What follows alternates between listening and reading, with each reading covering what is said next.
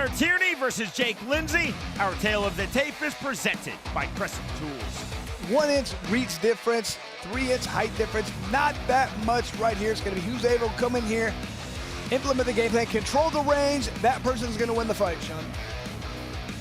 Ladies and gentlemen, we are now set for the main event. Scheduled for 5 2-minute rounds in the welterweight division. Presented to you by OnlyFans. Tonight's main event is regulated by the ISKA UK Director Paul Nichols. ISKA European President in attendance, Paul Hennessy. The 3 judges scoring our main event, Paul Mully, Dave Needham, Tony Crooks. And the third man inside the squared circle, our referee in charge of the action at the bell, Chris Batcheldor. And now, with our bare knuckle fans watching live worldwide on the BKFC app from the Crystal Palace National Sports Center, fight fans of London, it's time to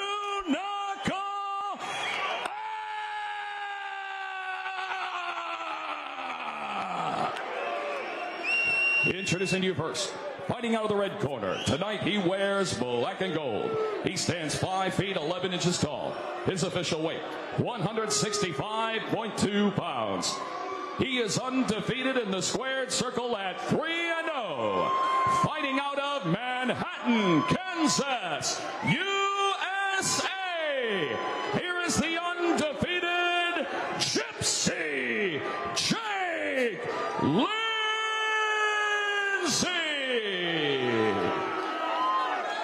And across the ring, his opponent, fighting out of the blue corner. Tonight, he wears blue trimmed in yellow and silver. He stands 6 feet 2 inches tall. His official weight, an identical 165.2 pounds. His impressive bare-knuckle fighting record stands at 7 victories opposite a single defeat. Fighting out of Birmingham, England, here is Conor, the Brumtown Bomber, Tierney.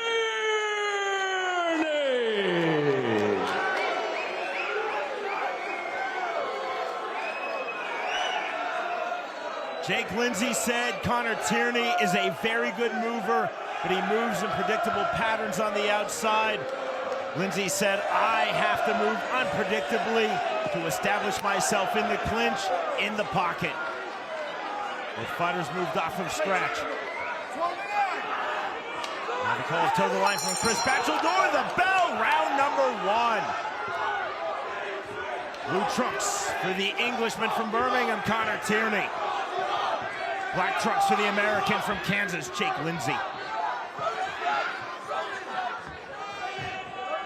Very measured start. These 2 accomplished fighters. There's the right hand on the step in from Lindsey.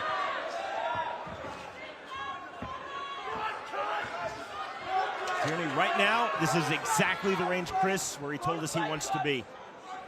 Yep, just outside where he can get hit, and he can control when and where he throws punches. 40 seconds gone, round number 1. Extreme patience, extreme poise from both men. Jab not fully getting through. Both not getting through. Counter hook from Lindsey.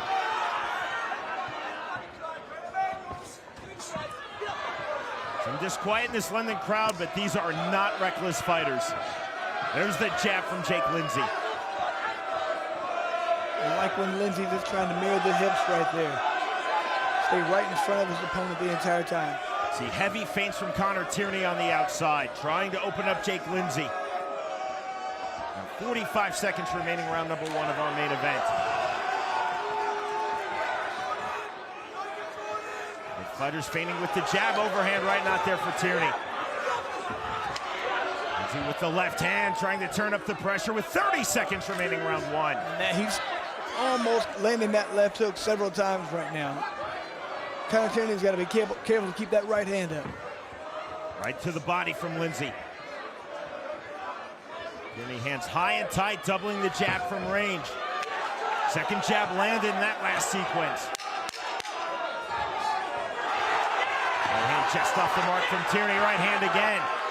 Lindsey resetting his feet, driving into the clinch. Half-tie plunge snatched by Tierney, the bell. That ends round number 1. And I think right there what Jake Lindsey learned is he cannot throw one punch. He's got to throw combinations against a guy like Tierney. He will counter, he will move, he will not be there. You have to throw multiple punches.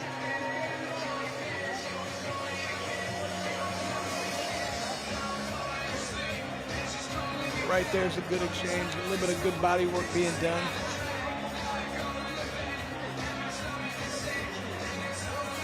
Once again, stopping him pretty quick on the inside right there. But that was the end of the round, I guess.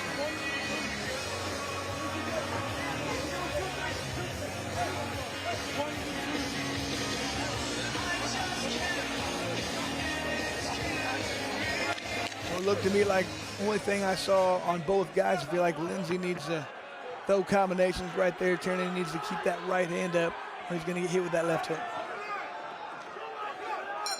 Round number 2. Immediately, Tierney on his back foot, pumping the jab. Lindsey high open guard, looking to parry, looking to enter. And Lindsey said, I have to establish myself in the pocket, in the clinch, then be very heavy and active in the clinch.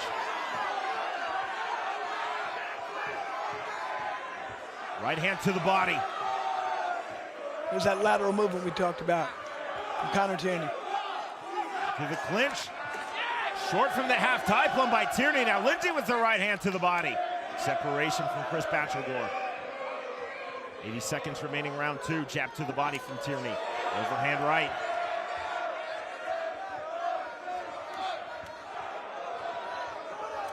Lindsey looking to counter, back to the jab. Jab head, jab body from Tierney. Continuous jabs from Connor Tierney. Stiff jab there from Tierney. Right to the body, 1-1-2. 50 seconds remaining, round 2. Tierney pulling back that windmill overhand right. A rare undisciplined punch from Tierney, and he caught it mid-flight. Now into the clinch. Lindsey immediately throwing short, body, head with the right hand.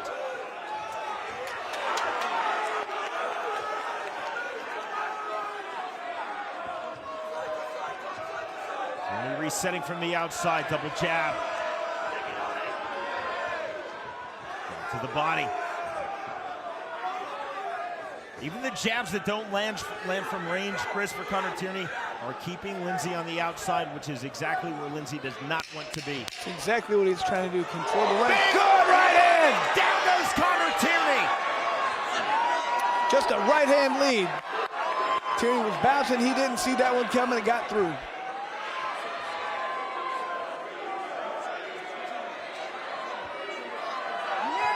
Final seconds, round 2. There's the bell.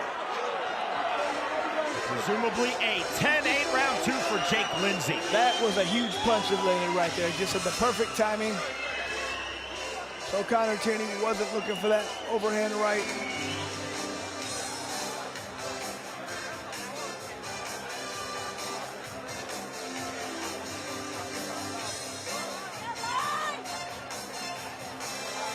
Good work being done by Tierney right there. Let's see if you can see this right hand.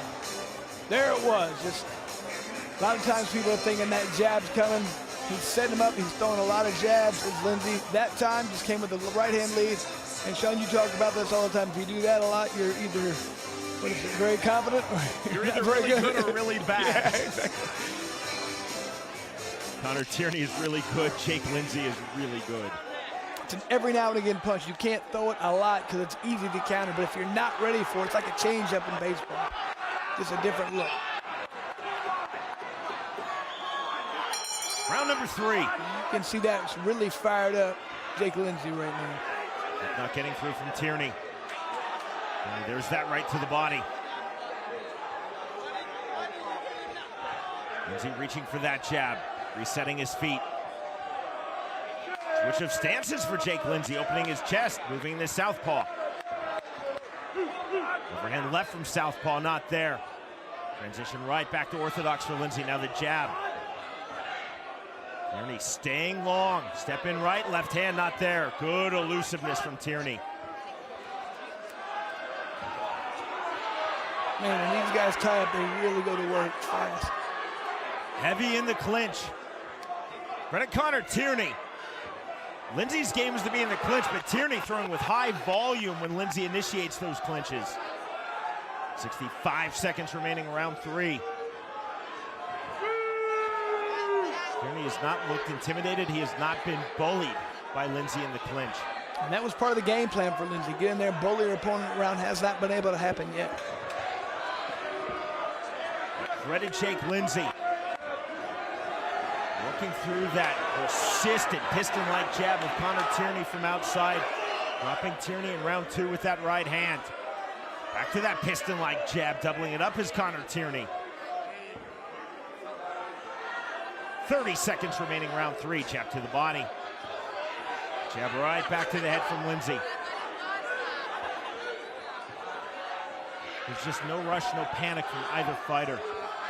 You can just see right now, I can see Lindsey just waiting with that right hand, looking for another opportunity to explode in on. There it was. Didn't work, but he's trying. Both men exuding their skill set, having their moments, and the moment for Connor Tierney on the overhand right, dropping Jake Lindsey. Lindsey's hurt.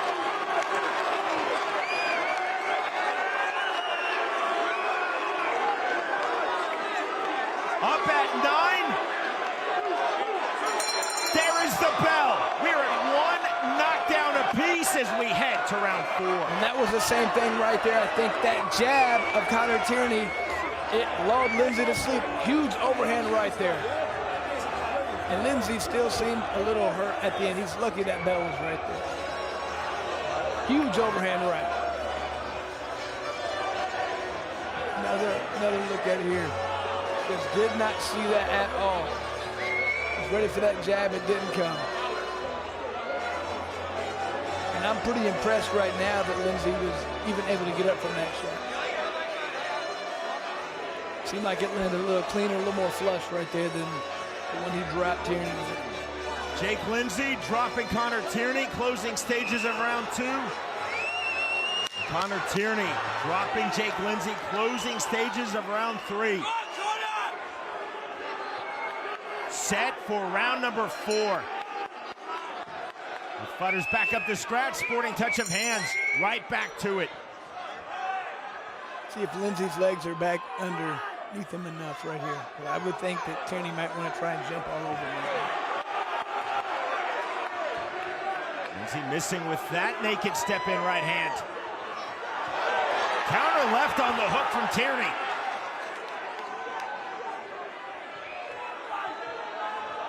Tierney staying on the outside, continually playing off of the jab. Long, accurate jab throw from Connor Tierney. Lindsey looking to parry. He's trying to set up that right hand once again, is Tierney.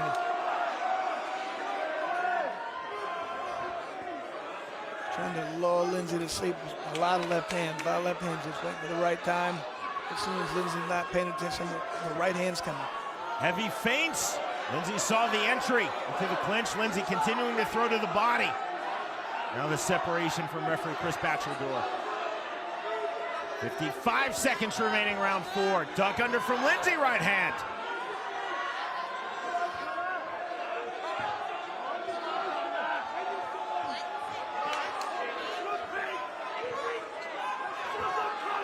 Tierney off the jab.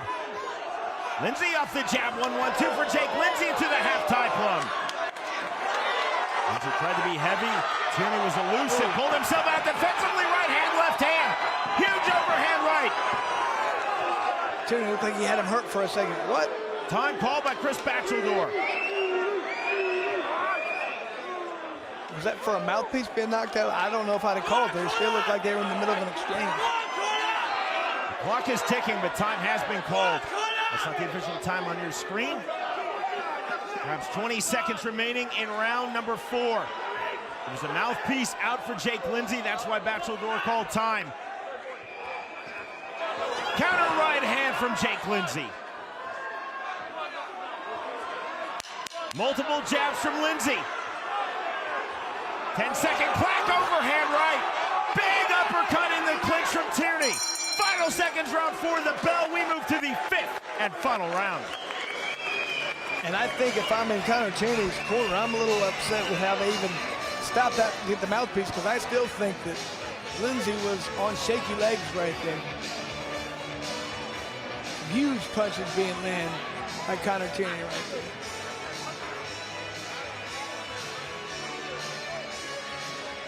You can see right here, just Lindsey doing some good work at overhand right. Always got to be very careful with it. I landed again. Even when Lindsey's getting hit, even when he's getting hurt, he's firing back immediately. Great fight, Schwan. Chris, heading into this 5th and final round, as we think about the judges' scorecards, Lindsey dropping Tierney round 2, that's a 10-8 Jake Lindsey. Tierney dropping Lindsey round 3, that's a 10-8 Connor Tierney. They essentially cancel each other out. So think about who won round number 1, who won round number 4, and now into this 5th and final round. 2 rounds apiece is not inconceivable as we enter the 5th and final round of our main event. Connor Tierney versus Jake Lindsey. Up and down movement. Entry on the hook from Tierney, not there. Mouthpiece out again for Jake Lindsey. Again, time called by Bachelor, right back in. Mouthpiece in, time in. Lindsey to the inside, snatches the single collar tie, half tie plum. Lindsey with the left hand, the volume, good turn from Connor Tierney. Great job, because Lindsey was doing some good work in there. You can tell Connor Tierney's been very well versed now. He's been practicing this different style. It's working well for him. On the left hand. Soft warning by Bachelor to Tierney, getting over Lindsey's neck. Triple jab from Connor Tierney. Lindsey with the head movement, big right hand, and down goes Connor Tierney for the 2nd time in this fight. And let's see right now if Jake Lindsey wants to jump all over his opponent, because he needs to right now. He has him hurt. He needs... This fight is over. What? Chris Bachelor waves it off. The victory for Jake Lindsey, the biggest of his life. Unbelievable. What happened right there? I didn't see what the referee saw. Wow, what an ending, Schwan. Chris Bachelor waving off the count to the standing Connor Tierney. And Jake Lindsey, 4-0 in BKFC. And let's see what happened right here. Just that clean right hand. Perfect. Right in the chin right there. When you turn that chin, that's it. You don't see that coming properly. Your chin gets turned like that. It kind of shuts everything off. And you say, what just happened? You figure out, I'm on the ground. I got to get up. Chris Bachelor clearly did not like what he saw from Connor Tierney.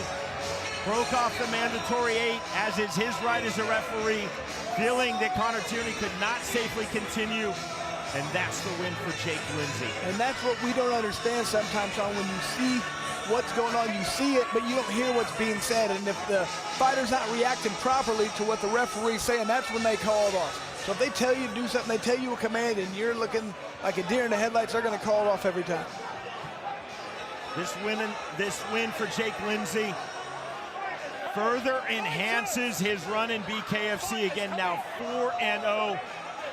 Does not diminish Connor Tierney. He's still a world-class bare-knuckle fighter.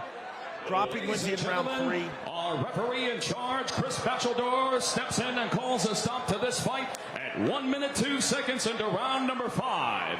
For your winner by KO, Gypsy, Jake Lindsey. Jake Lindsey dropping Connor Tierney at the end of round 2. Connor Tierney dropping Jake Lindsey at the end of round 3. To round number 5, the right hand, and that is the final punch of the fight. The winner by way of 5th round knockout, Jake Lindsey defeats Connor Tierney.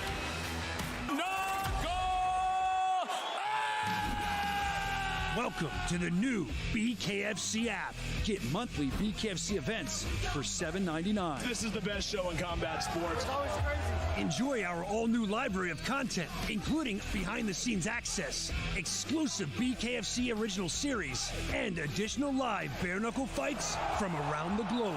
Knuckle up with the new BKFC app, only $7.99 per month.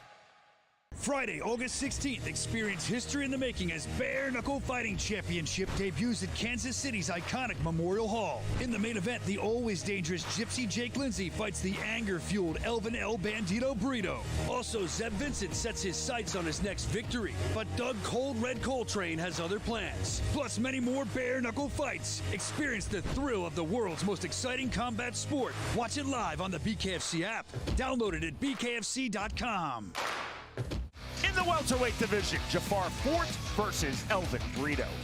4-inch height advantage, 4-inch reach advantage for Fortt. He's going to need that because Brito comes in with those awkward entries and exits. Fortt's got to dictate the pace, the range, and control the fight if he wants to win.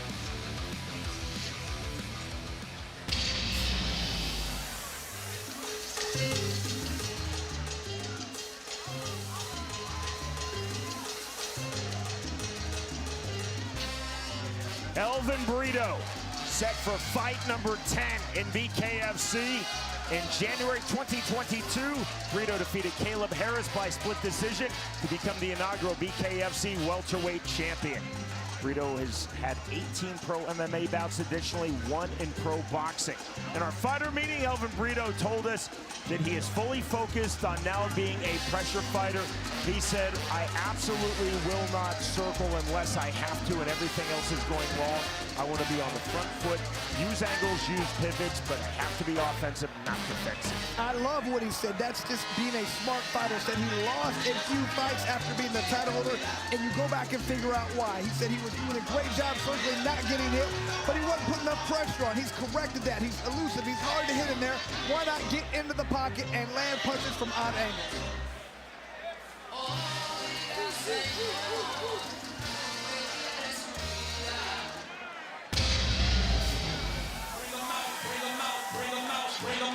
It's hard to yell when the back rails in your mouth. Fortt 3-0 in BKFC. His most recent victory this past July, he defeated Aaron Sutterfield by first-round TKO. Fortt has also had 3 pro MMA bouts. Fortt told us on our fighter meeting he's going to utilize his jab more than he has in his 3 previous BKFC fights. And Fortt said, I will change levels off of my jab, keep hitting angles, and then landing power shots off of the jab. Has to utilize that athleticism, beat his opponent to the punch. Said he has to close that distance, and he wants to make Brito fight the entire time. Just like Brito controls the pace, fights when he wants to. If he pushes the pace the entire time, he will wear him out. He has to control when and where the fight happens. Fortt said, no disrespect to Elvin Brito, but I think he wants to turn this into a point fight. I have to make this a bare-knuckle fight. I have to control the pace. I think Brito is going to try to leap in, leap out. My timing has to be on point when he leaps in. And throw that straight left. Feels like he has way more power than his opponent. All he has to do is land a good shot.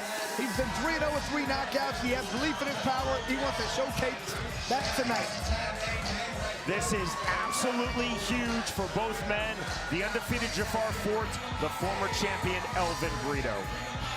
Wants to get that title run going right now. Brito wants to get back to that title. This is a fantastic matchup. We send it to Jeff Houston.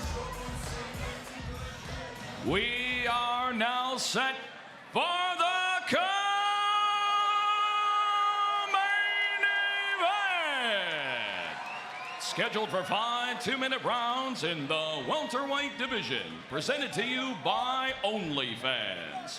Introducing to you first, fighting out of the red corner. Tonight he wears black trimmed in purple and gold. He stands 5 feet 7 inches tall. His official weight, 165.4 pounds. His BKFC veterans record stands at 5 victories opposite 4 defeats. He is the former BKFC World Welterweight Champion, fighting out of Managua, Puerto Rico,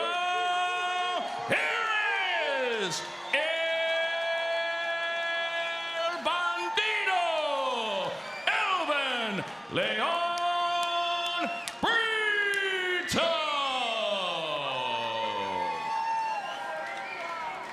And across the ring, his opponent, fighting out of the blue corner. Tonight he wears black and gray. He stands 5 feet 11 inches tall. His official weight, 165.6 pounds. He is undefeated in the squared circle at 3-0. Fighting out of Clearwater, Florida, by way of Stamford, Connecticut. Here is the undefeated Jafar Fortt.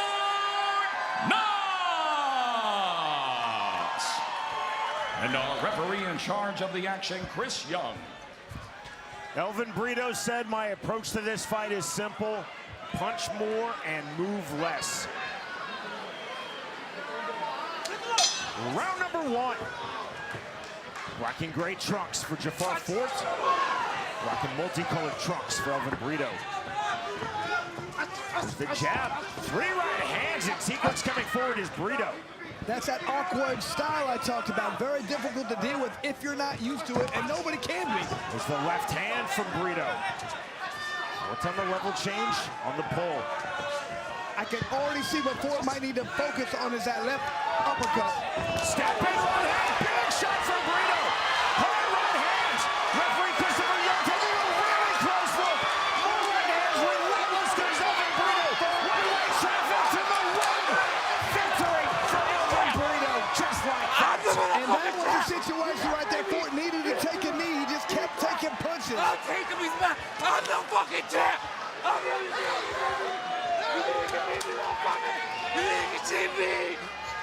And look at that emotion being displayed right there from Brito. He was really wanting to come in and put on a show.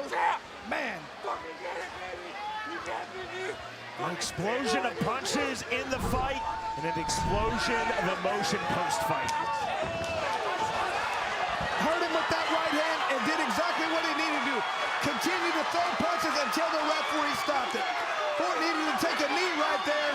Get your standing, get your 8. That's just experience that he did not have. He's not used to being hurt.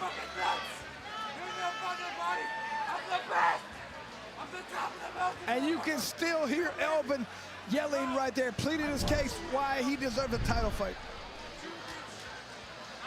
Victory number 6 in BKFC for Elvin Brito. And Chris, that was his most dominant victory. A different style. Usually he wants to go out there and control the pace, show you why he's great because he can hit and not get hit. That was not the case in this fight. He came right out. He did exactly what he said he was going to do. He was going to come out there and put on a show, push the pace, hit. He's got to win by knockout. He said he didn't feel like he could win a decision. But whatever he was going to do, that worked perfectly. If he keeps fighting like that, I cannot wait to see it. Here is Jeff Houston. Ladies and gentlemen, our referee in charge, Chris Young, steps in and calls a stop to this fight at 40 seconds into round number 1. For your winner by TKO, El Bandito, Elvin Brito.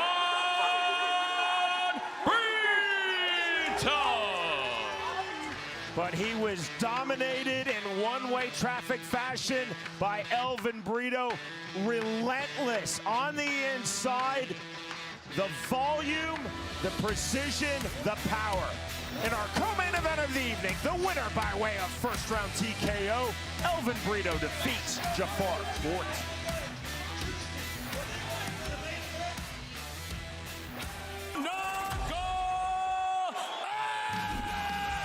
Welcome to the new BKFC app. Get monthly BKFC events for $7.99. This is the best show in combat sports.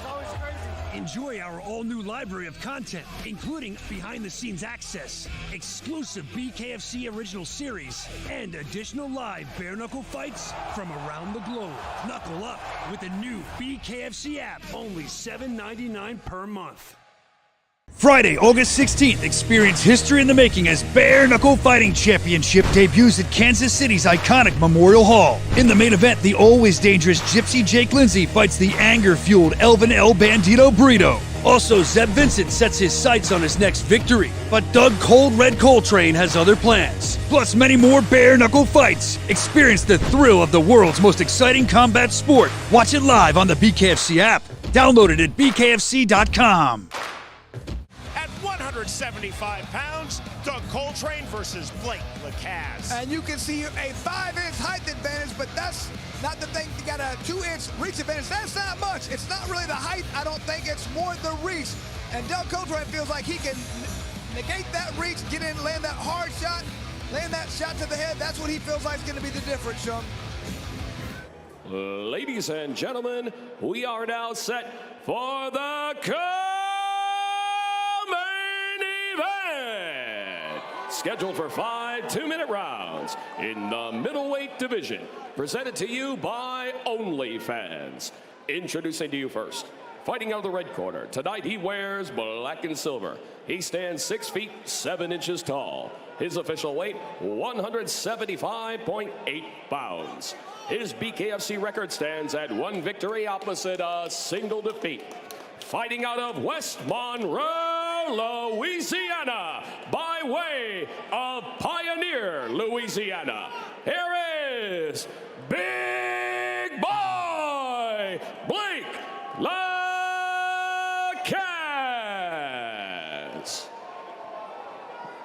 And across the ring, his opponent, fighting out of the blue corner. Tonight he wears tropical blue. He stands 6 feet 1 inch tall. His official weight, 174.7 pounds. He holds an undefeated BKFC record at 2-0. Fighting out of Smithfield, North Carolina. Here is the undefeated Doug Cold Red Coltrane. And our referee in charge of the action, Jim Neely.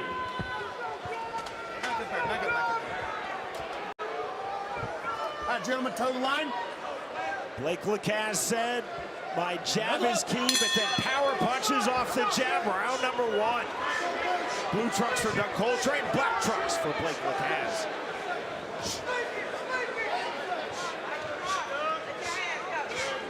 See the more open striking guard for Doug Coltrane. Coltrane tried to come in a little bit there. That jab equalized it. Higher, tighter striking guard for Blake Lacaze.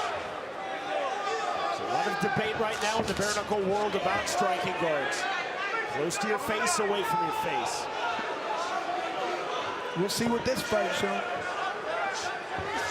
As you start, there's 2 very talented fighters. Looking for the jab, looking for the overhand left. Coltrane on the outside. 50 seconds gone, round number 1 of our co-mains. In the middleweight division, Dave Mundell, the reigning BKFC middleweight world titleist, in attendance here tonight in Greenville, South Carolina. He's watching ringside. Sean, both these guys want to fight for that belt right now, so this is a big step for either one, whoever wins. Up to the body. Coltrane early on, Chris, you can see trying to open the body of Blake Lacaze. That jab is very fast and very accurate, though, for Lacaze. He's doing it very well. There's that fast jab again. Did not land, but you see draws the reaction from Doug Coltrane. Coltrane literally running in over the head. There's the separation from referee Jim Neely. 15 seconds remaining, round number 1. Left hand, and that is knockdown number 1 on the left hook. Coltrane taking the count. 6, 7. Didn't look like it did much damage right there. Just caught him off balance, coming in. That ends round number 1. That's got to be extremely frustrating right now for Coltrane. Looks like it was a very even round. You don't know who's going to go. That knockdown definitely sealed the deal for that round. Hey, relax. That was a balance check, okay? Let's double up now. Let's take it to him, all right? You felt it, right? Okay, let's pick it up now. Now let's compete. Let's go to his chest. Don't give him too much respect. Okay. You make him come to you, you're going to hit him every time he comes within your range, all right? Every time you hit him, you hurt him. He don't know what to do. He's smart, though. Here's another look at He that. don't know what to do. Coltrane coming in. Didn't look like a super clean punch. Just knocked him off balance, top of the head. Seconds out. Seconds out. Let's go. Mouthpiece. Mouthpiece. All right, guys. There's enough to get the knockdown, though, Sean. Presumably a 10-8 round number one. Favor of Blake Lacaze. Gentlemen, round two. Can we say presumably? Well, this is an outstanding athletic commission here in South Carolina. Number two, overhand right for Doug Coltrane. To the body. Coltrane again rushing in. Lacaze trying to get over the head to negate the clinch. Coltrane said he wanted a rugged fight, making this rugged from the waist edge. Big shots on the inside from Doug Coltrane. And down goes Blake Lacaze. This fight is over, and the come from behind win for Doug Coltrane. Folded up with the overhand right. Powerful shot. That's all he wanted to do. He said as long as he touches it, he's going to hurt him. Shoulder right there. Powerful overhand right. And it was once again the way Lacaze fell. I think made the referee just wave off. Didn't even do the 10 count. Doug Coltrane off the canvas in round number one. Presumably on the backside of a 10-8 round to drop and finish Blake Lacaze in round number two. Doug Coltrane now 3-0 in BKFC. 3 quality wins. And I think this one probably being the biggest win he had right there, because Lacaze has looked really good his last fight. Has a lot of physical attributes, going to make it difficult to fight, and we're going to see this right here, just inside fighting right now. Coltrane doing what he can. Outside though, here's with this overhand right. Bam!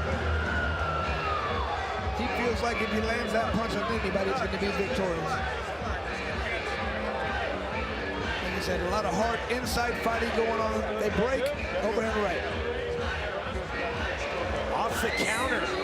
3 punches from Lacaze, 1 punch from Coltrane. That 1 punch, the right hand, proves to be the final punch of this fight.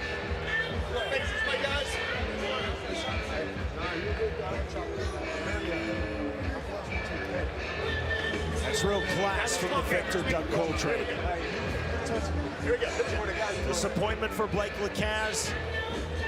Cool and confident in victory for Doug Coltrane. Here's Jeff Houston. Baby! Let's go! Ladies and gentlemen, our referee in charge, Jim Neely, steps in and calls a stop to this fight at 34 seconds into round number 2. For your winner by KO and still undefeated, Doug Coltrane. Coltrane, who told us he wanted to make this a rugged fight, worked on the inside in round number 2, very rugged with his dirty boxing. Then 3 punches from Blake Lacaze. The counter, overhand right, and that's game, set, match. The winner by way of second round KO, Doug Coltrane defeats Blake Lacaze.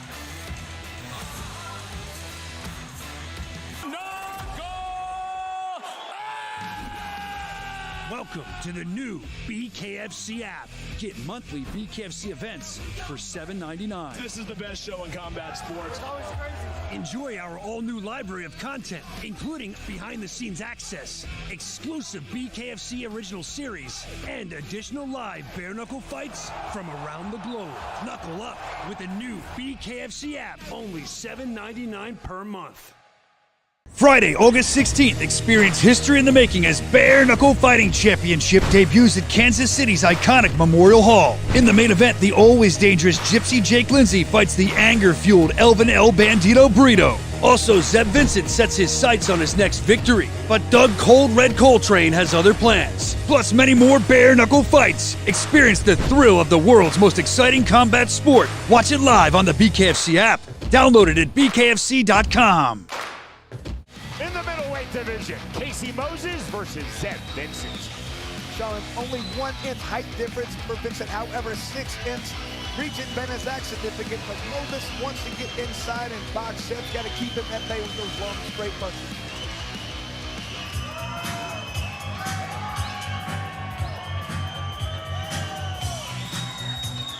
Zeb Vincent now set for fight number 3 in BKFC. He's also had 3 pro MMA bouts. Vincent told us in our fighter meeting he's really put a big focus in training on head movement. Vincent also said, I do not want to move straight forwards and straight backwards. I want to ideally stay long, but showcase excellent footwork, excellent movement from that long range. He wants to be very technical in this fight, Schwan, and he wants to actually take this into deep waters. He feels like he understands this sport a lot more than his opponent, and he wants to utilize that experience. Of his opponent in this middleweight bout, Casey Moses, Zeb Vincent said, I definitely respect his boxing, but Vincent said, now with 2 fights of BKFC experience, I feel that gives me a major advantage as Moses is making his BKFC debut. We cannot let his opponent get comfortable in that position. Wants to make him guess the entire time. Just wants to stay long, touch his opponent, keep moving, keep using that lateral movement like you talked about, Schwan. Not straight linear, not straight in that, moving side to side, confuse his opponent, make him tired, wear him out, touch him, cut him open, make him understand this is a different sport.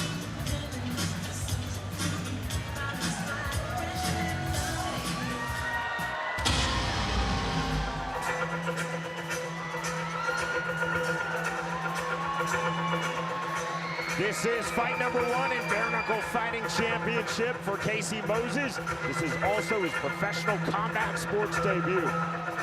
Moses was 15-4 as an amateur in boxing. He told us in our fighter meeting, I'm going to work off of the jab. For me, this is about precision, Moses said, over high volume. I am not going to waste punches. He said he's a sniper. He's not going to go out there and just throw a lot of wild punches. He's aiming precise. Wants to get inside, get in that mid-range. Feels like he doesn't have to worry about that reach advantage of his opponent. Get inside and be faster and crisper and cleaner with the shots. Of his opponent in this middleweight bout, Zeb Vincent, Casey Moses said, I definitely respect Vincent's jab and uppercuts. I'm going to catch him as he comes forward. I'm going to heavily target his body. Feels like he can apply pressure with that jab. He can make his opponent walk into his power. Feels like if he walks into that power, he's going to hurt him. Nick Barron's already separating Casey Moses and Zeb Vincent before Jeff Houston's official introductions. I love it. We got some heat before the fight, Schwan. These guys are ready to go. To officially start this fight now, here is Jeff Houston. Ladies and gentlemen, we are set for the next fight of the night. Scheduled for 5 2-minute rounds in the middleweight division. Presented to you by Kurgo. Introducing to you first. Fighting out of the red corner, tonight he wears black and white. He stands an even 6 feet tall. His official weight, 171.7 pounds. His BKFC record stands at 1 victory opposite a single defeat. Fighting out of Kansas City, Kansas, here is Zeb CWB Vincent. And across the ring, his opponent, fighting out of the blue corner. Tonight, he wears black and gold. He stands 5 feet 11 inches tall. His official weight, 168.8 pounds. Tonight, he makes his BKFC debut. Fighting out of Mattoon, Illinois, here is Casey Moses. And our referee in charge of the action, Nick Barron's. Zeb Vincent told us accuracy over power and control the pace off of my movement.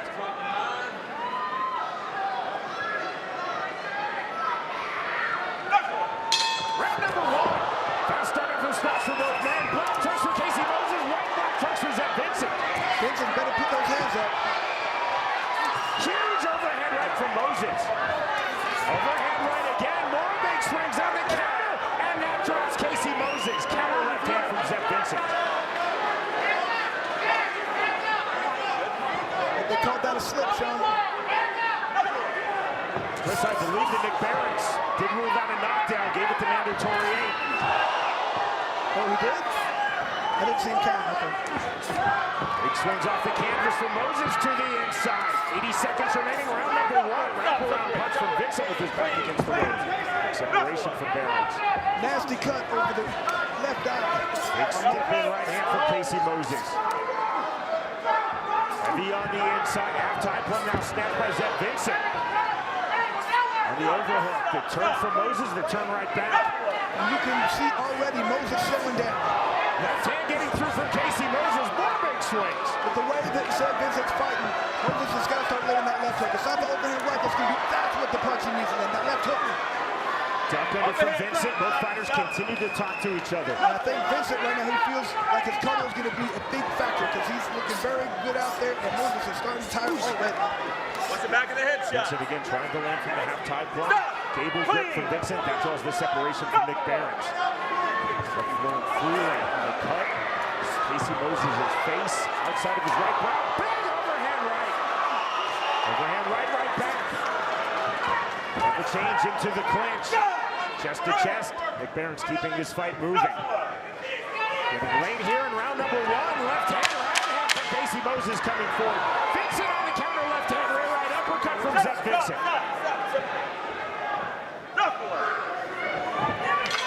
The bell ends round number 1. Very exciting round.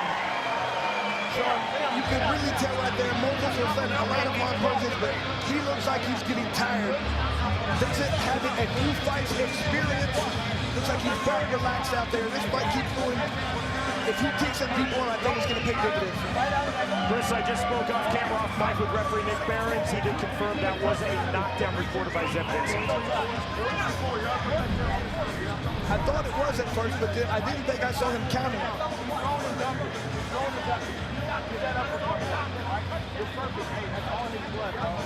It's that left hand. Yep, he did count that knockdown.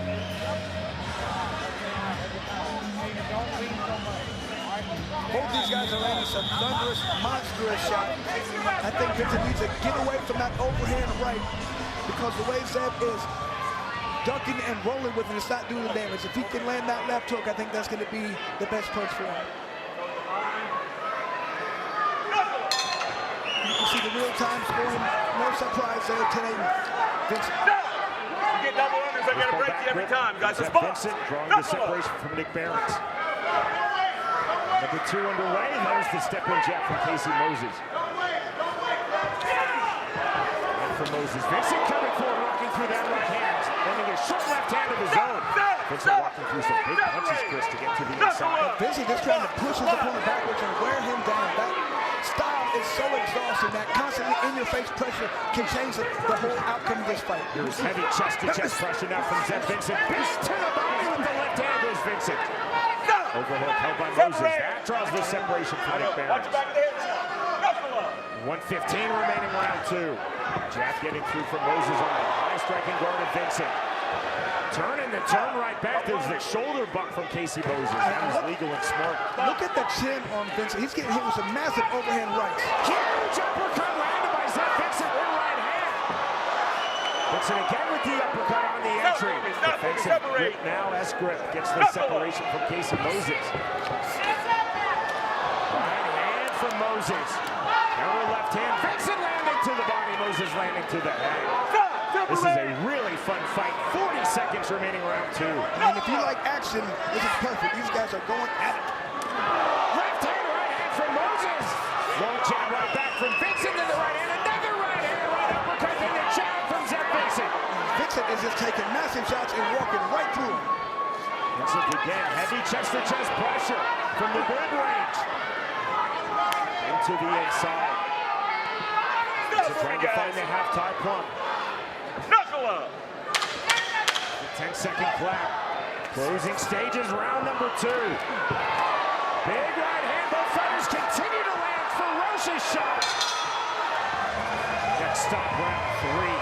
Man, this fight is amazing. I cannot believe the punches that are being landed by both guys. Vincent just followed Casey Moses to his corner. Oh, Sean, I got the first drop of blood on my paperwork tonight, right here. Already happened, third fight, I love it. This is an exhausting pace, and you can tell right now, Vincent, this is exactly what he wants. He feels like he's going to wear his opponent down. I'm really impressed with Moses' ability to continue to take his pace for his first bare knuckle fight ever. And there you see just that handiwork, that beautiful inside uppercut from Vincent. Pushing his opponent backwards.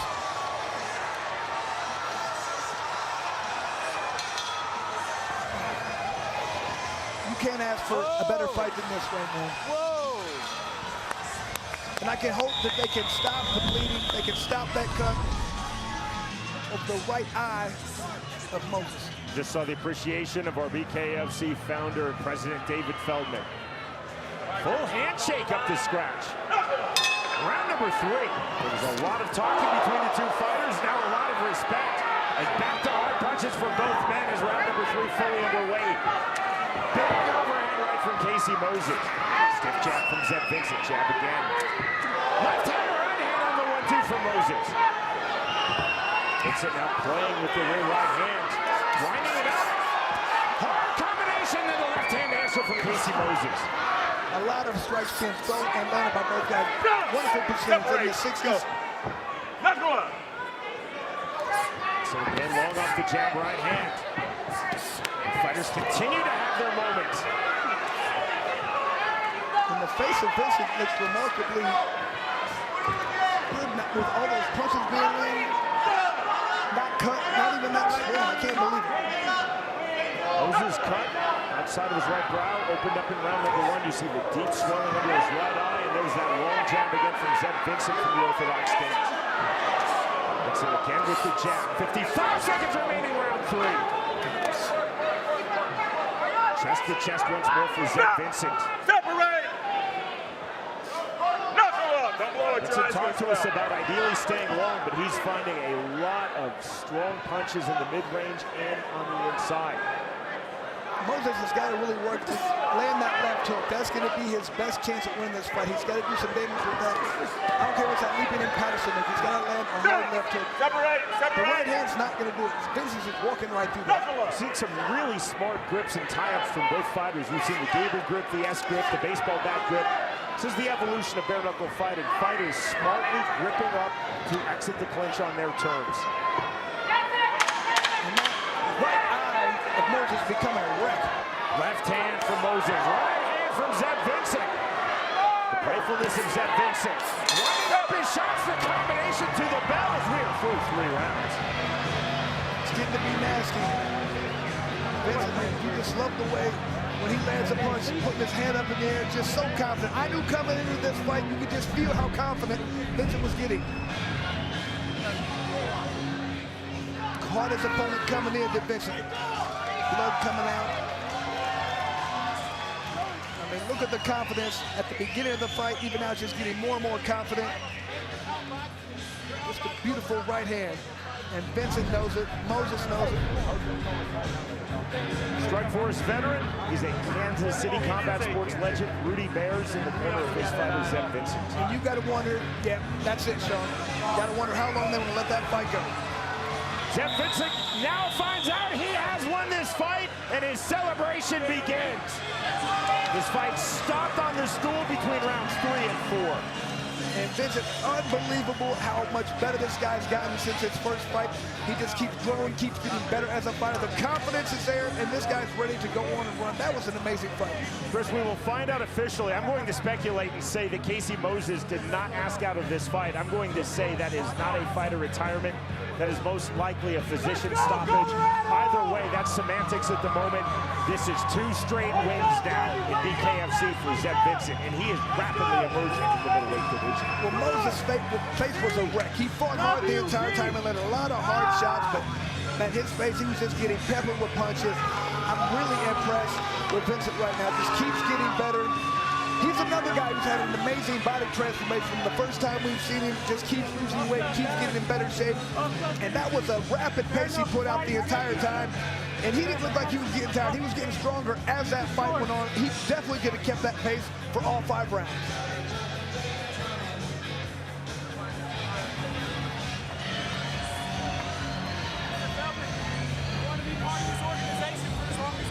You're showing it. You're showing it tonight. You're showing it. I love what Vincent just said. He said he wants to be a part of the BKF family as long as he can. And Dave Feldman said, you're showing it right now. You're going to be here. If you fight like that, you have a home as long as you want to be here. Full credit to the victor, Zeb Vincent, and full credit to Casey Moses. despite the defeat, Casey Moses did some very good things in his BKFC debut. He showed incredible heart. He showed a lot of durability. He also showed real power. But Zeb Vincent, by and large, kept walking through those power shots. Right through him, Sean. And I love Dave Feldman told him exactly what we've been talking about in our tryouts and everything. I don't care if you win every fight. I don't care if you lose. If you come to fight, we're going to have a home for you. Vincent's here to fight every time. That's all we care about, Sean.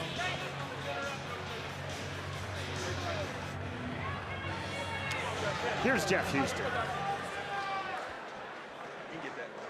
Ladies and gentlemen, due to injury, our referee in charge of the action, Nick Behrens, calls a stop to this fight at the conclusion of round number 3. For your winner by TKO, Zeb CWB Vincent. And Zeb Vincent weaponizing pace, pushing it the entire time, wearing his opponent down. A beautiful strategy, and it worked to perfection in this fight. Our speculation proved to be true. Casey Moses absolutely did not ask out of this fight. It was stopped on this duel between rounds 3 and 4. An outstanding fight produced by Casey Moses and Zeb Vincent. Zeb Vincent continuing to walk through huge punches to land huge punches of his own on the outside, the mid-range, the pocket, and the clinch.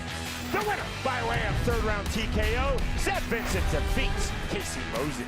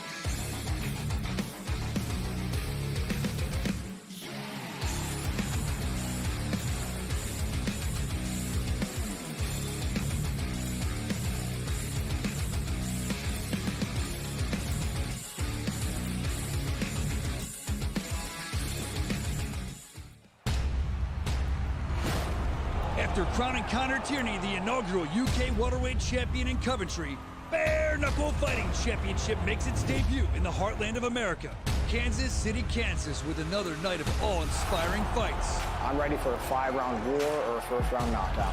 Nobody's gonna bully me. Go couldn't do it. Nobody's doing it.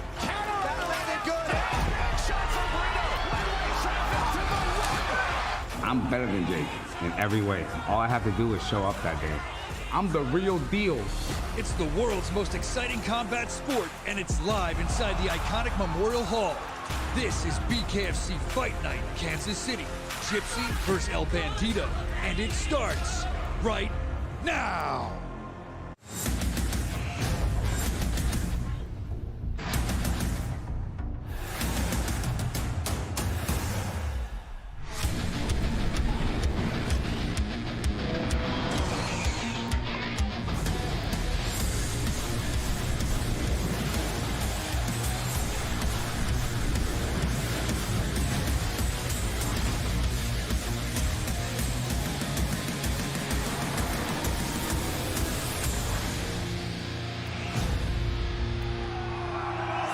Welcome to Kansas City. We are in the heart of America. BKFC brought to you by Bucked Up Energy Drink.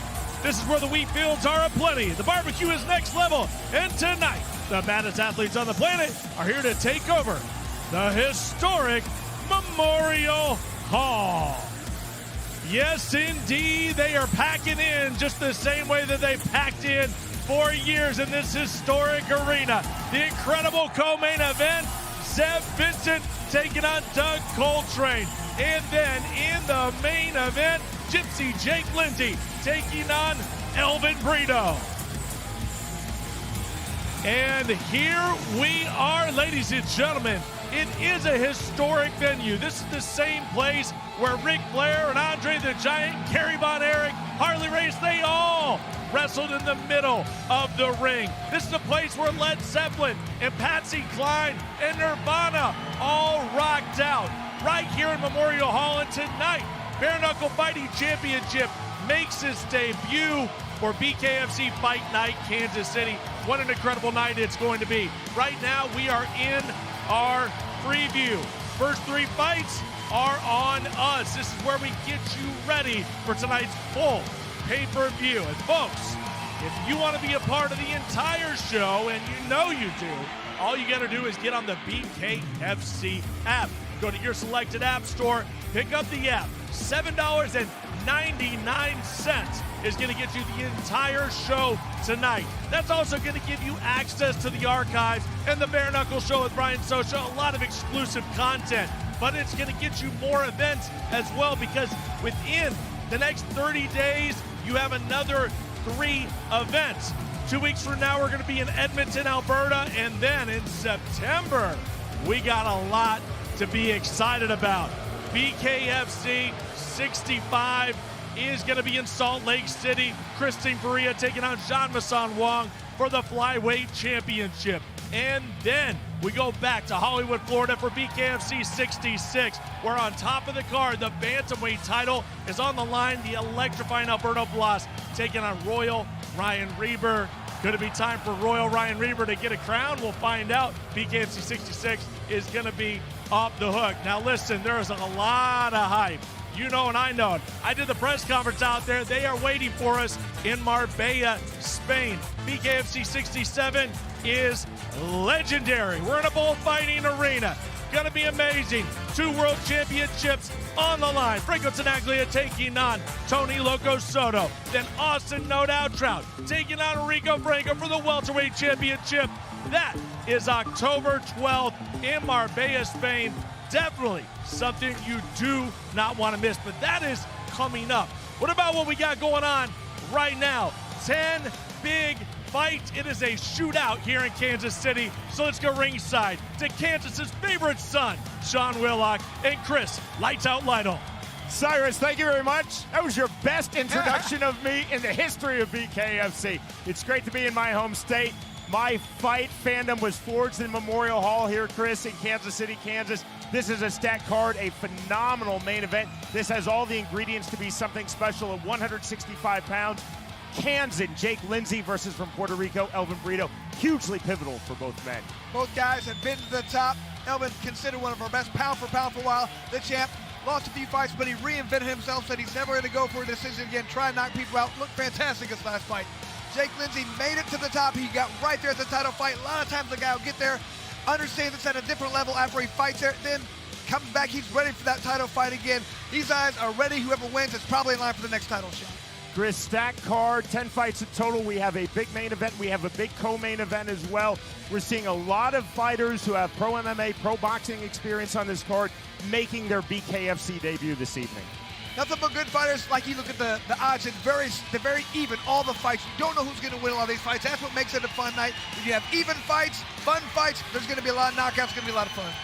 Chris, you have the fight odds as always, and as always, they are presented by Kurgo, the official betting partner of BKFC. I mean, look at that. I've never seen such even odds for a BKFC fight. The thing that I like right here, Mike Furnier, he's had some experience. He's minus 117. I love that bet. Bare Knuckle Fighting Championship uses the unified rules of bare knuckle fighting, which are being administered this evening by the Kansas Athletic Commission. Punching in the active clinch is allowed. All kicks, knees, and elbows are illegal, as are all takedowns and submissions. First up tonight, a bout in the cruiserweight division. Jesse Pringle versus Devon Schwan. You see our tale of the tape. It is presented by Bucked Up Energy Drink. Sean, it jumps out the page at you. There's a height advantage for Pringle, but it is the 8-inch reach advantage. He wants to stay long, stay outside, make his opponent pay every time he tries to get close.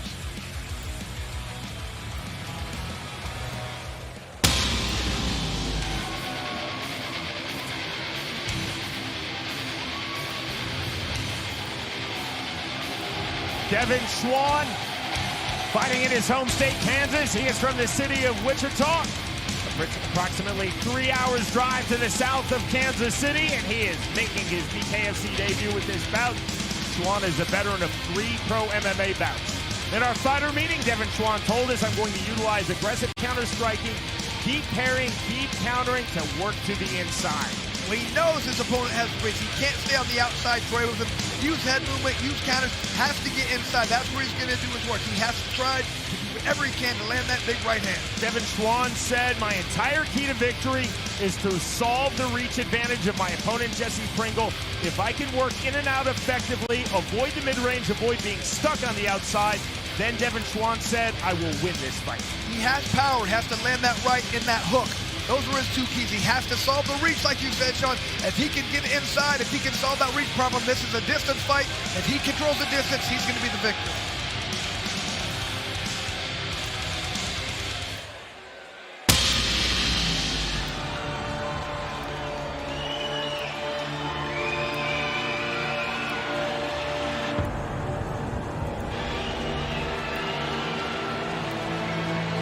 Jesse Pringle from Kansas City, Missouri, now set for fight number 1 in BKFC. Pringle has had 8 pro MMA fights, and he is a film actor and recording artist, very popular here in the Kansas City metropolitan area, very well known as an actor and as a singer. Pringle has twice sung the national anthem at BKFC events. In our fighter meeting, Jesse Pringle told us, I'm going to fully utilize my reach advantage. I'm going to quickly establish my jab and then throw big right hands off of that jab from range. He wants to be a sniper. Use that jab to control. Lull his opponent to sleep. Wait for the right time. As soon as they're in opening, that's when he's going to throw that right hand. Feels like he has the reach. It only uses it when he really needs to, but he has to use that high fight IQ to stay calm the entire fight. Pringle also told us, I have to stay calm. I'm going to showcase my intelligence as a fighter. I am not going to rush forward recklessly against Devon Schwan. Well, he knows his opponent's going to try and get inside, try and get to that clinch. He has to fight out of the clinch and stay long the entire fight. To get us started, here is the always outstanding Jeff Houston. Hello, hello, hello! Kansas City!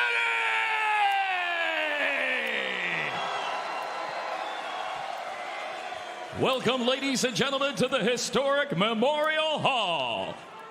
And we welcome everyone to the most exciting combat sport on planet Earth today. Ladies and gentlemen, welcome to BKFC Fight Night, Kansas City!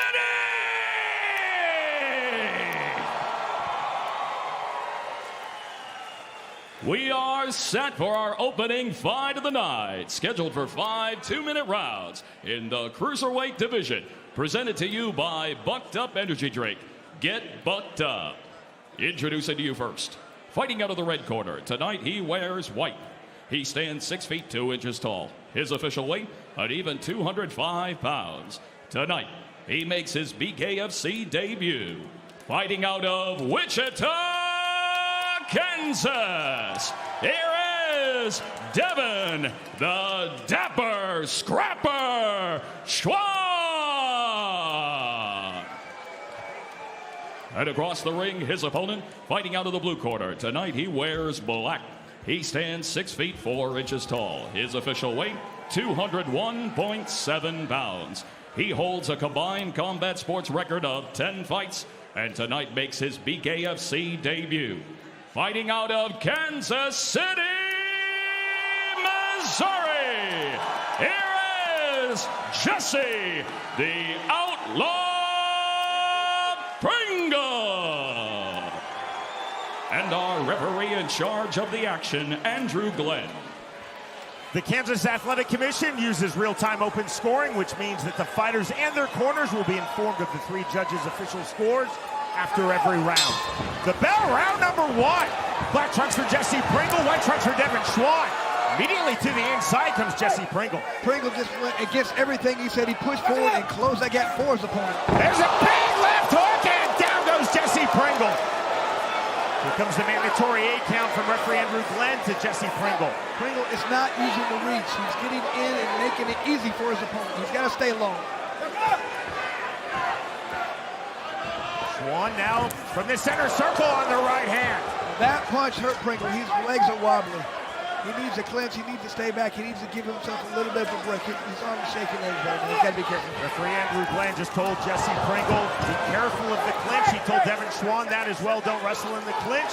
There's the clean break from both fighters. You see Pringle cut on his scalp. No left hand. There's the big right uppercut from half-tie plum now from Devon Schwan. Schwan on the counter right hand. Big right hand knockdown number 2. Pringle is legs on ice skates right now. He's got to be very careful. This fight is over, and victory in his BKFC debut for Devon Schwan. What's up, motherfucker? He just kept landing these big, powerful overhand rights, left hooks. Pringle did his job for him and came forward and closed that distance. Schwan didn't even have to get close. Pringle continued to push forward. He was so eager to land those hard shots. He got too close. Go back to our fighter meeting. Devon Schwan gave a very clear-eyed assessment. He said, I have to solve the reach advantage of my opponent, Jesse Pringle. And that's indeed what Devon Schwan did. 2 knockdowns to the first round finish. Devon did exactly what he needed to do. When he got to the position where he could land those power shots, he threw them. He really didn't have to work to get inside, didn't have to use that head movement, didn't have to parry. He was in his element. He was right where he wanted to be. Left hand, a little bit of damage, but it was just right hand that did the damage. You can see, that's all she wrote. When you fall in that manner, fall face first, Feldman loved it. So that's probably the first of many tonight. I imagine Dave Feldman's going to be leaving his seat. Jesse Pringle is a talented fighter again. This was his BKFC debut for the film actor and recording artist. He was also an 8-fight pro MMA veteran. Jesse Pringle, though, could not establish the reach, the range. He came forward off of scratch. Again, something that he said he did not want to do in our fighter meeting. Devon Schwan stepped to the inside and landed ferocious punches to the finish. That's what happens when you're too eager sometimes. You want to get in close and land those hard shots. This time it didn't work out. Here is Jeff Houston. Ladies and gentlemen, our referee in charge, Andrew Glenn, steps in calling a stop to this fight at 1 minute 4 seconds into round number 1. For your winner by TKO Devon, the Dapper Scrapper, Schwan. Good fight for Schwan. He landed some power shots, shows he's someone to be dealt with here. He has power. If he lands punches, he's going to hurt you. Quality win against a quality opponent for Devon Schwan in his BKFC debut. He came to the inside. He landed with precision and power in the inside. 2 knockdowns to the finish in round number 1. Victorious by way of first round TKO, Devon Schwan defeats Jesse Pringle.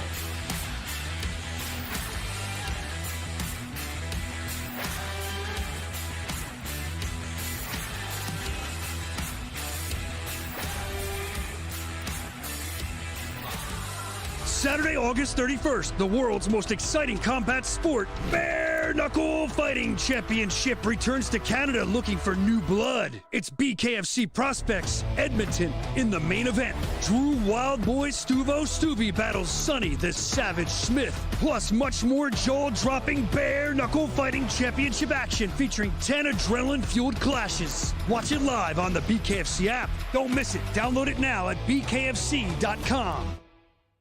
Brace yourself for the world's most exciting combat sport. Bare Knuckle Fighting Championship is back on Friday, September 6th. In the main event, world champion Christine Misfit Faria, one of the most feared women in combat sports, puts her title on the line against the #1 contender who doesn't know the meaning of fear, Jade Masamwang. Plus 11 other savage bare knuckle fights. Mark your calendar for September 6th and watch it live on the BKFC app. Download it at BKFC.com. In the bantamweight division, Jacob Akin versus Matt Gaman. Our tale of the tape is presented by OnlyFans. Sean, the 3-inch reach advantage and height advantage for Gymon is something, but I think it's more the weight difference that shows that Akin didn't make weight. I'm not sure if it was a tough weight cut or he didn't have enough time to train or something, but let's see if that makes a difference in the fight.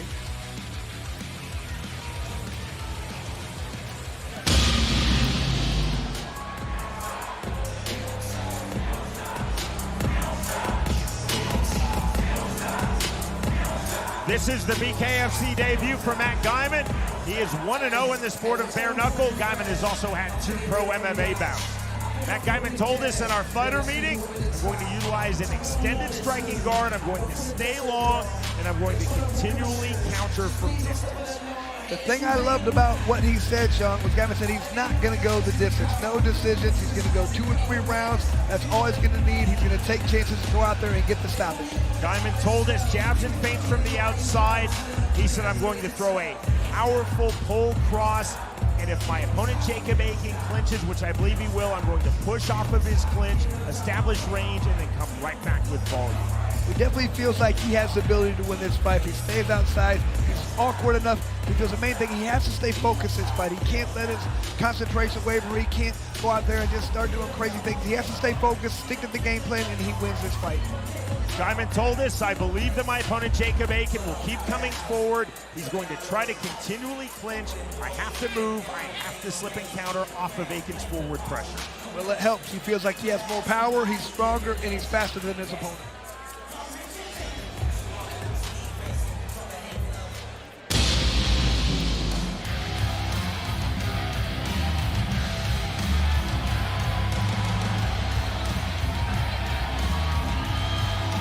Jacob Akin, set for his BKFC debut. He has had 21 pro MMA bouts, 11 in professional boxing. Jacob Akin told us in our fighter meeting, I feel that I'm a very good body puncher.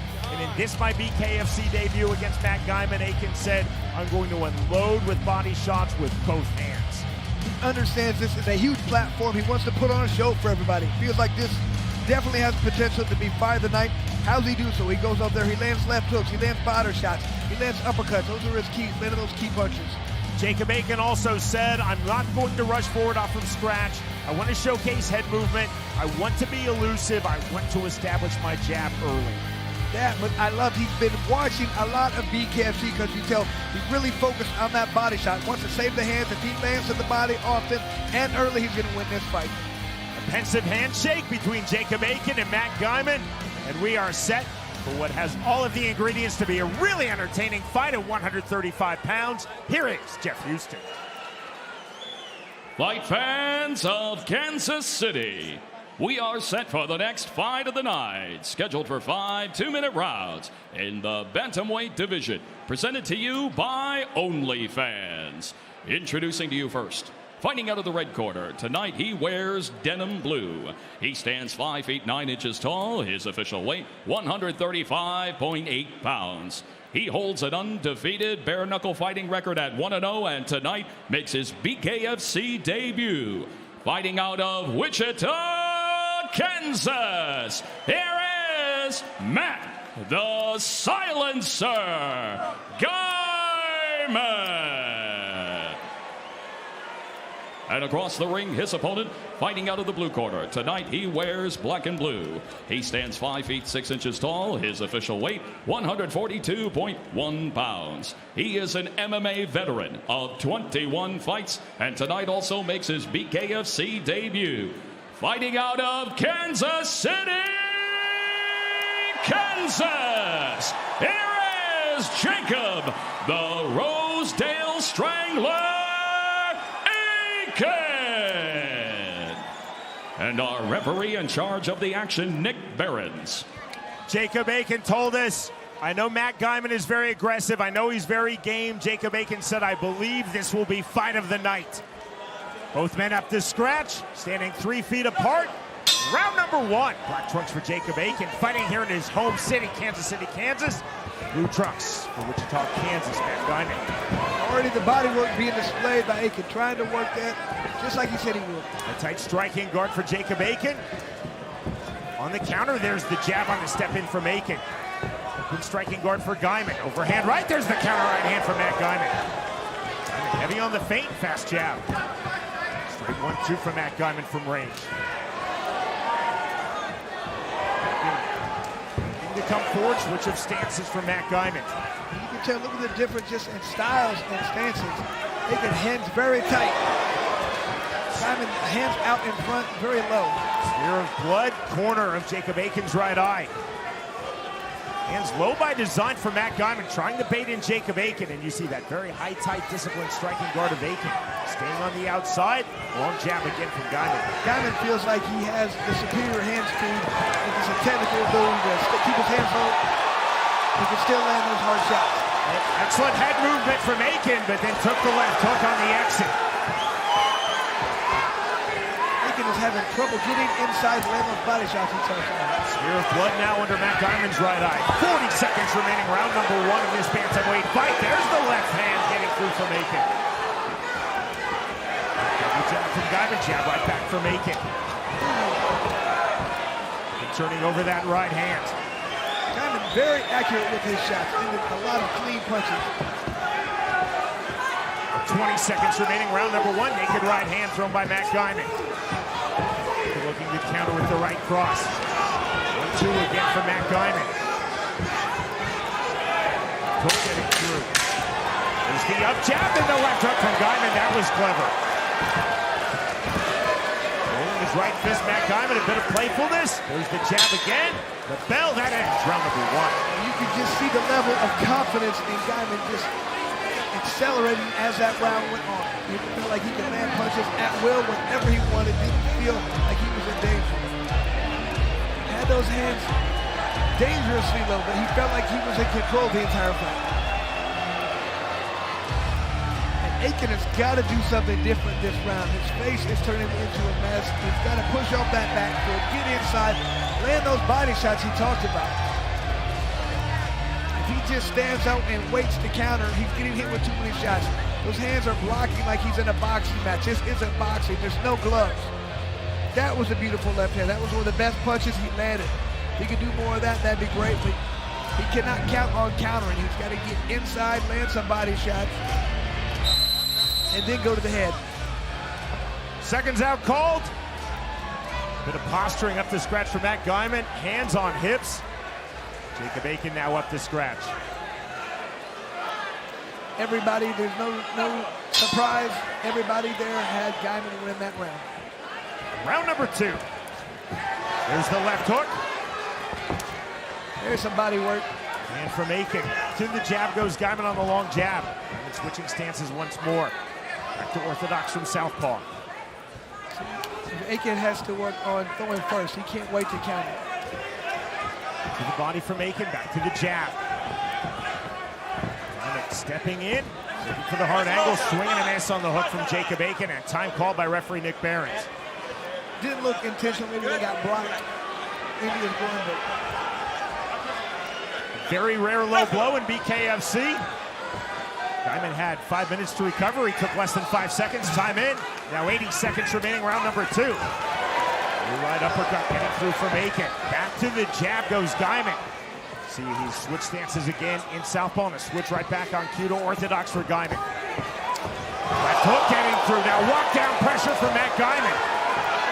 To the body.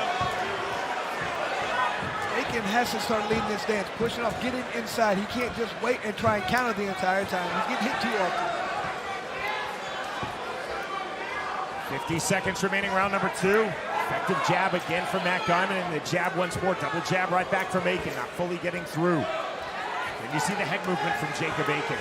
Good head movement for Akin, but he got to fire back after the head movement. He's doing all the hard work. He's not getting the payoff. Head movement again on display from Akin, but coming forward into the pocket is Matt Gaman. And again on the jab. 25 seconds remaining, round 2. Hard jab from Gaman again. To the sternum from Akin. The front shoulder now for Gaman. He's been using an open-chested stance. He's still staying with high, tight striking guard that he has utilized since the beginning of this fight, but Gaman continuing to try to jab through that guard. There's a jab from Akin. Feint step, the bell. Next stop, round 3. The thing is, Akin is showing some very good head movement. The problem is, he just keeps using the head movement because his opponent keeps throwing punches and he's not countering afterwards. Akin has got to dodge the punch and fire back immediately. If he continues to move his head, that's great, but Gaman just keeps throwing punches. He's going to land one eventually. You can't dodge every punch. The first world-class boxer who was ever nice to me, Craig Cummings. He's the former WBO super middleweight world title challenger. He's in the corner of Jacob Akin. 54 pro boxing wins for Jacob Akin, including your common opponent, Reggie Strickland. Yeah, you can't knock Reggie out. So look at that head movement right there being displayed by Akin. He's just continuing to dodge. He's doing all the hard work. He's not getting any of the payoff. And that's after you make a guy miss, you have to hit him. That was some Reggie Strickland level head movement. Yes, that's exactly what Reggie would do and then move out. So hard to hit Reggie. Jacob Akin has really been showcasing his head movement through the opening 2 rounds, but Matt Gaman switching stances back and forth, has been throwing effective jabs from both the southpaw and the orthodox stance. We start round number 3 in orthodox. Up with the left hook, but not throwing Matt Gaman. Gaman just leading the dance. He decides when the fight happens typically. That's why he's playing the fight. 2 from Akin. I like it when Akin comes forward. Body work to start round number 3 from Jacob Akin, and we saw from him in rounds 1 and 2. So there's a dodge, but he has to pull the trigger after immediately after. Remember, right hand not fully getting through. Jacob Akin noticeably trying to turn up the temperature here in round number 3. Seconds remaining in the 3rd round. Back to the jab goes Matt Gaman. And the left hook from Akin.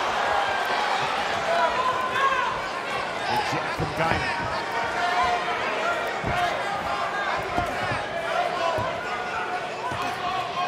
Naked right hand. And Fortt again on the flurry.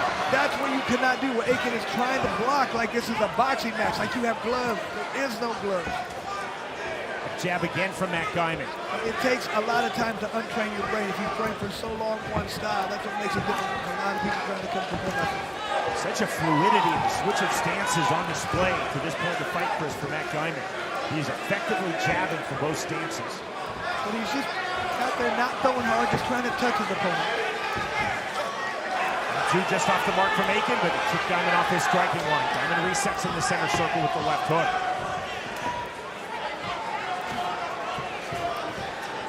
Big mouse under the left eye of Jacob Akin. They're clinching this fight. There's the separation from Nick Behrens. Getting late here in round number 3. Fighters firmly check left hook on cue. The jab from Akin. Akin still moving his head. Deep in left hook, couldn't fully find it. Switch of stances again for Gaman. The bell, we move to round 4. Just very similar every round. It seems to me that Gaman is out leading the dance, throwing the punches he wants to, just touching. He's not trying to throw power shots, he's just trying to touch his opponent a lot. And he's doing a good job of it. Akin continues to show fantastic head movement, but he's not landing time.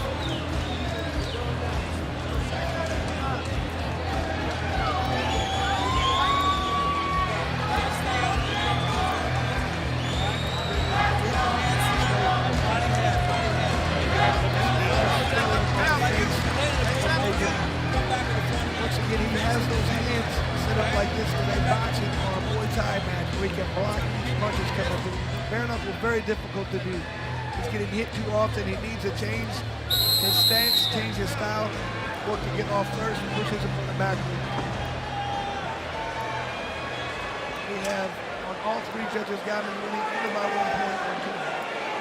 That translates as we enter round number 4. Here's a medical timeout from referee Nick Behrens. 3-0, 2-1, 2-1. Significant slowing on that left side. We see that as do the fighters and reporters between the rounds. A medical stoppage. This fight is over, and victory in his BKFC debut for Matt Gaman. And I think the problem was they felt like Akin could not see any more effectively. If you can't see out of one eye, you're going to get hurt out there. You're going to get hit a lot to that side. It's a huge problem. They have to stop the fight. You're with us live for BKFC Fight Night, Kansas City. This evening, we're at historic Memorial Hall, and we are presented commercial-free by Fucked Up Energy Drink. That was a very, very impressive performance for Gaman. He just stayed in his range. He looked like a veteran because he wasn't throwing with full power. He's just picking his shots, trying to get through there, trying to cut his opponent, trying to swell his opponent up like he did. He looked very relaxed. That was the impressive part to me, how relaxed he stayed the entire fight. No matter what happened, he didn't get rattled. Our strike stats are presented by Fucked Up Energy Drink. And a lot more being thrown, a lot more being landed by Gaman. Like I said from the beginning, he controlled the pace, he controlled the range, he decided when and where the fight happened. Head strikes, once again, in favor of Gaman. Matt Gaman now 1-0 promotionally in BKFC. He's 2-0 in the sport of bare knuckle. Matt Gaman, effective switch of stances continually, an effective jab from both stances throughout. Here is Jeff Houston. Ladies and gentlemen, on the advice of our ringside physician, our referee in charge, Nick Behrens, calls a stop to this fight at the conclusion of round number 3. For your winner by TKO, Matt the Silencer Gaman. Once again, Gaman looked fantastic with his ability to stay long, stay outside, control the range, and just punch effectively, land punches without taking too much damage. I really want to see this guy fight again. He's 2-0 now in the sport of bare knuckle. Jacob Akin, one of the most popular and accomplished fighters in the Kansas City metro area. But Matt Gaman continually finding a way through the jab, the 1-2, the straight punches throughout. The winner by way of physician stoppage TKO. 2 minutes of round number 3. Matt Gaman defeats Jacob Akin. Friday, September 13th, Bare Knuckle Fighting Championship returns to Hollywood at Seminole Hard Rock Hotel and Casino inside Hard Rock Live. In the main event, the undefeated Cuban sensation Alberto Indio Blas puts his bantamweight title on the line for the very first time against the unbeaten number 2 contender, Royal Ryan Reber, who's ready to claim his crown. Plus a stacked card with many more bare knuckle scraps. Watch the world's most exciting combat sport live. Get your tickets at BKFC.com. Saturday, October 12th, for the first time ever, Bare Knuckle Fighting Championship comes to Spain. In the main event, Franco Tenaglia and Tony Loco Soto, 2 unbeaten warriors, knuckle up with the vacant lightweight championship of the world hanging in the balance. Also, Rico Bonbon Franco is on a mission to topple former pro boxing champ and reigning BKFC Welterweight king, the undefeated Austin No Doubt Trout. Watch the world's most exciting combat sport live on the BKFC app. Download it at BKFC.com.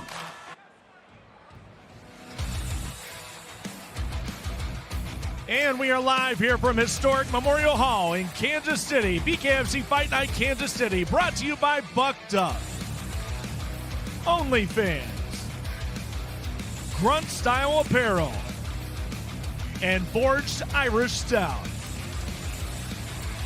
And now your tail of the tape, brought to you by Forged Irish Stout. To the heavyweight division we go. John Orr versus Anthony Garrett. The big fella, Schwan. 6'5", 3-inch height advantage for Garrett, as well as a 5-inch reach advantage. He knows Orr has power. He has to get inside, land those power shots. It's up to Garrett to keep him away.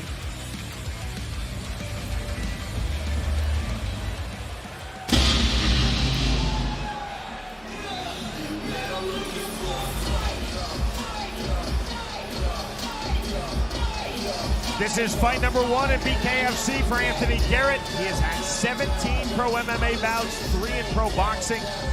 Garrett is naturally right-handed. He told us in our fighter meeting that he will continually switch stances. Garrett said, I believe that I have legitimate knockout power in both hands and from both stances. Well, he wants to stay long the entire time, but I love something. He said he wants to out-athlete him. He feels like he's a better athlete. He wants to make sure he displays that tonight. Of his opponent in his heavyweight bout, John Orr, Anthony Garrett said, I definitely respect his cardio. I definitely respect his punching power. I know he's going to keep coming forward. I have to be smart. I have to throw powerful jabs from both stances, really snap my punches, and I cannot get pulled into a brawl. Doesn't want to brawl with his opponent, but he, like you said, he feels like he has the power advantage. All he has to do is land one shot. He knows if he lands that clean shot, he's going to win this fight. Anthony Garrett said, I can win this fight on a jab. In fact, Garrett said, that I believe is my key punch. Wants to land that jab early and often. Is very happy with the sponsors on this. He was happy Lita could be there in his corner helping him out.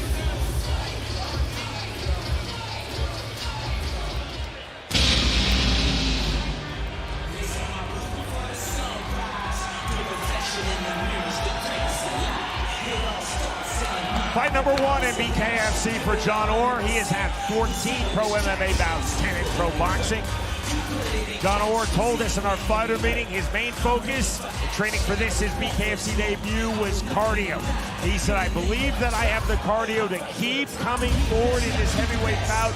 I'm going to throw hard jabs to the head of my opponent, Anthony Garrett, and I'm going to throw very heavy body punches. He said he's going to jump on him early, overwhelm him, push his opponent backwards. He's coming out right away, trying to get the knockout in the first round. John Orr gave us a very clear-eyed assessment of Anthony Garrett. He said he is a slow starter who is a momentum fighter. John Orr said it is imperative that I cannot let Anthony Garrett get comfortable, get confidence, and build momentum. Well, what he wants to do is constant pressure the entire time. If he can push his opponent backwards and then throw accurate punches, he's not wasting energy. He's like accurate punches, constant pressure, pushing forward, pushing his opponent backwards. That's his recipe for victory. John Orr said, I want a fast start. I'm going to implement dirty boxing. I have to be heavy on the inside. Back we go to Jeff Houston. Ladies and gentlemen, we are set for the next fight of the night, scheduled for 5 2-minute rounds in the heavyweight division. Presented to you by Forged Irish Stout. Not here to take part, here to take over.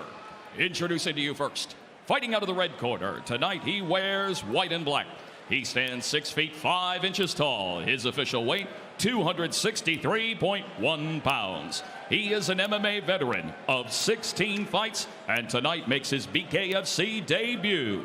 Fighting out of Kansas City, Kansas, here is Anthony, the Warrior of Christ, Garrett.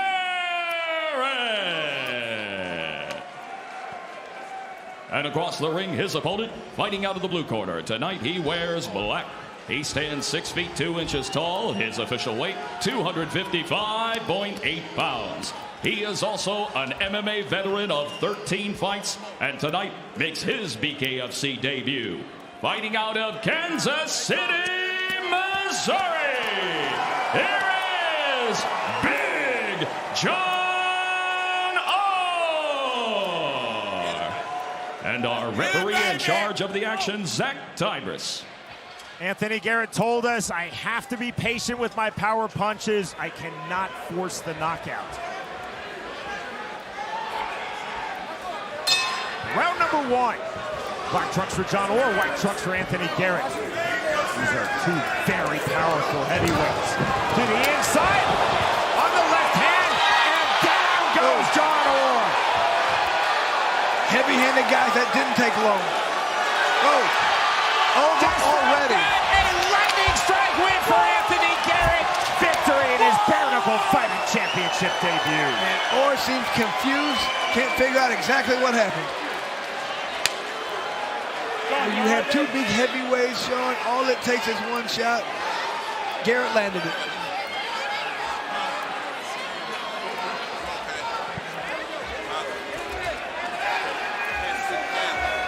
And you can just see the disappointment in Orr's face. That was one good right hand. The uppercut finished the job. Anthony Garrett told us, I'm going to be patient with my power punches. He was also explosive with his power punches, Chris. He didn't have time to be patient. Orr came close, got too close. He had to clip him. He had to put him down. That's what happened. Orr got in and did what he wanted to. He got close, but you got to be careful what you wish for. You might get it. BKFC's heavyweight division is now that much deeper with Anthony Garrett 1-0 in bare knuckle fighting championship and a first-round finish versus John Orr. Now, Schwan, we didn't get to see enough Garrett, but I mean, he looks the part. He's big, he's strong, he's athletic, he can hit hard. That's all we know at this point, but it definitely has my, curiosity peaked. I want to see him fight again. And Anthony Garrett is such a nice person. He's now helping the ring crew dry off the canvas. I've never seen that happen. He's like, I'm sorry, I spilled it everywhere. Let me help you clean it up. Good man. Here's Jeff Houston. Ladies and gentlemen, our referee in charge of the action, Zach Tybris, steps in, calling a stop to the fight at 16 seconds into round number 1. For your winner by TKO, Anthony, the Warrior of Christ,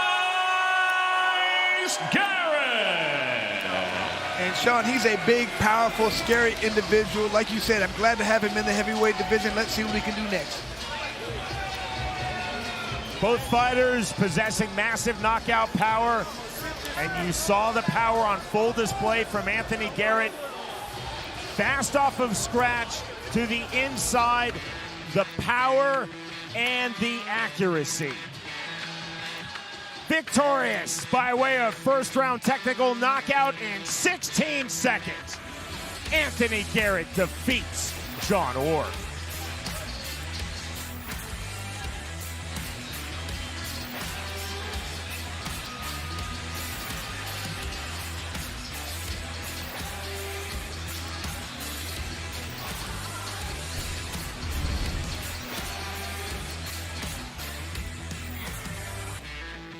We are all the way live from Satellite 5. I'm Brian Socha, and as always, so much to get into this week on the Bare Knuckle Show. We're glad you're hanging out. Bare Knuckle just takes one shot. If he can land a good shot, he can do some damage. 6 new major signings, a new location overseas that we're going to be doing.